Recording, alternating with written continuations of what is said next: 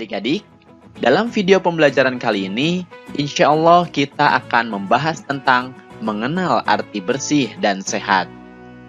Semoga dengan kalian menyimak video pembelajaran ini, kalian bisa memahami tata cara bersuci dari hadas kecil dan hadas besar dan mempraktekannya sesuai ketentuan syariat Islam.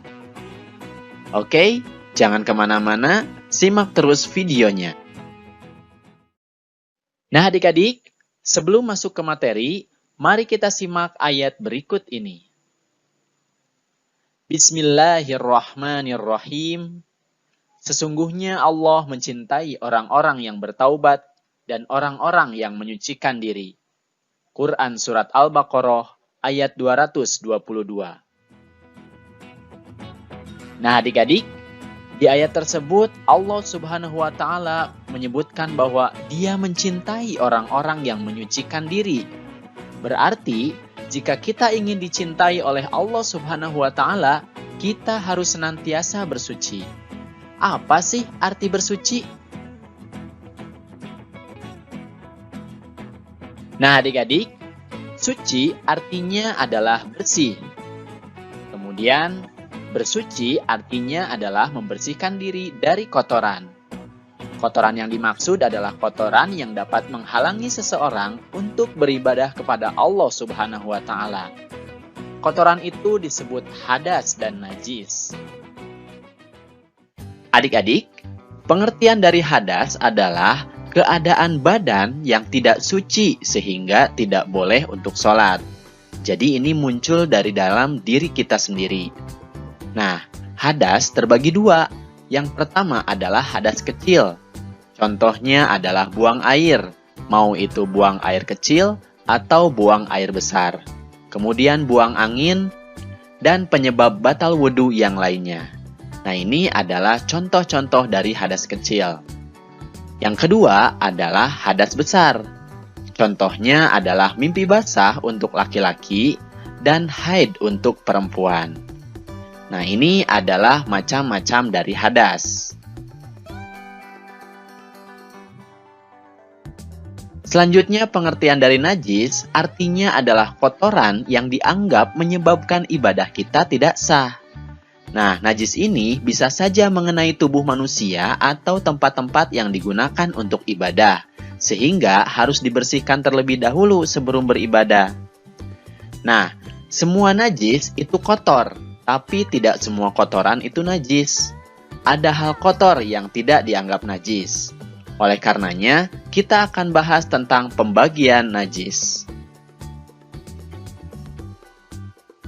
Yang pertama adalah najis mughaladhah. Najis mughaladhah ini adalah najis berat. Contohnya adalah najis anjing dan najis babi. Ini termasuk juga air liurnya maupun kotorannya. Nah, kemudian najis yang kedua adalah najis mukhaffafah atau najis ringan. Contohnya adalah air kencingnya seorang bayi laki-laki yang belum berusia 2 tahun serta belum makan selain air susu yang berasal dari ibunya atau ASI. Nah, air kencingnya itu adalah termasuk najis mukhaffafah. Kemudian yang ketiga adalah najis mutawassithah atau najis sedang. Contohnya adalah air kencing, air madzi, nanah, apapun yang keluar dari lambung, kemudian bangkai, selain manusia, ikan, dan belalang tentunya, kemudian darah, selain hati dan limpa, dan lain sebagainya, itu adalah contoh-contoh dari najis mutawassithah. Nah adik-adik, sebagai umat Islam, kita harus senantiasa bersuci sebelum beribadah kepada Allah. Apa saja yang harus disucikan dan dibersihkan? Yang pertama adalah badan kita. Badan kita harus suci dan bersih. Kemudian pakaian kita juga harus suci dan bersih. Dan yang ketiga adalah tempat sholat. Ini juga harus suci dan bersih.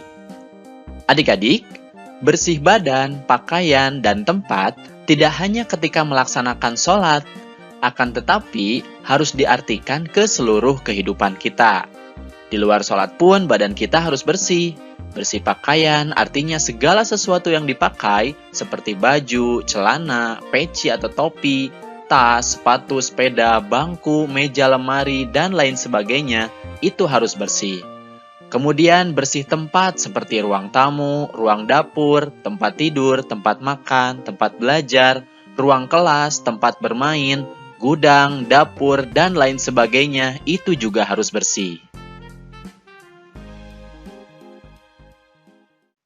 Nah adik-adik, untuk membersihkan najis yang terdapat pada pakaian dan tempat sholat, kita harus menggunakan air, misalnya air sumur atau air hujan. Caranya, air yang datang dikucurkan ke benda najis tersebut, bukan najis yang dicelupkan ke dalam air. Setelah itu, kita bisa mencucinya. Nah adik-adik, itu dia cara membersihkan najis mutawasitoh atau najis sedang. Jangan lupa bersihkan sampai hilang warnanya, baunya, dan rasanya ya. Kemudian, khusus untuk najis mukhafafah atau najis ringan, cara membersihkannya adalah dengan mengelap najis tersebut, kemudian memercikkan air ke tempat yang terkena najis tersebut, lalu mengelapnya lagi hingga kering. Nah, itu adalah cara membersihkan najis mukhafafah. Sedangkan untuk najis mughalazah atau najis berat, cara membersihkannya adalah dengan menghilangkan wujudnya terlebih dahulu, lalu membasuhnya menggunakan air sebanyak 7 kali dan salah satunya dicampur dengan debu. Itu adalah cara membersihkan najis mughalazah. Nah, lalu bagaimana dengan cara menyucikan atau membersihkan badan? Untuk membersihkan badan dari najis, ada beberapa macam cara bersuci. Di antaranya yang pertama adalah dengan mandi. Dengan mandi, kita bisa membersihkan badan yang kotor dan juga bisa membersihkan hadas besar. Nah, dengan mandi, kita juga bisa bersih dan sehat. Kemudian cara yang selanjutnya adalah istinja atau cebok. Itu adalah cara membersihkan kotoran atau najis yang sering kita keluarkan setelah buang air kecil atau buang air besar. Istinja dapat menggunakan air. Jika tidak ada, dapat juga menggunakan tisu, batu, ataupun benda kesat lainnya. Nah, bila beristinja menggunakan air, maka tangan kanan menyiram kupul atau dubur, sedangkan tangan kiri mengusapkannya hingga bersih.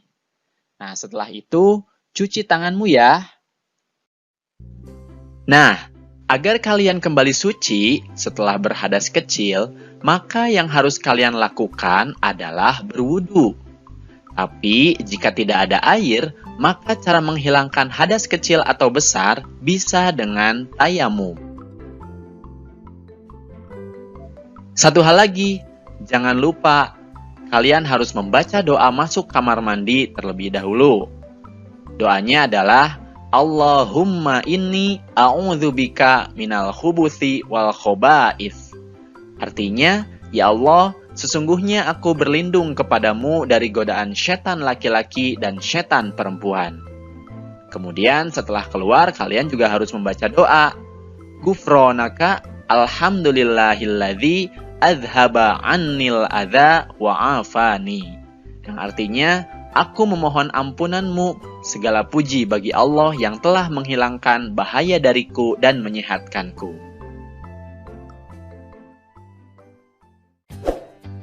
Nah, itulah adik-adik video pembelajaran tentang mengenal bersih dan sehat.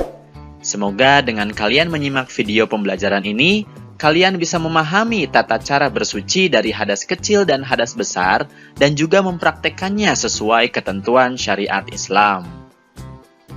Terima kasih atas perhatiannya dan mohon maaf apabila ada kesalahan.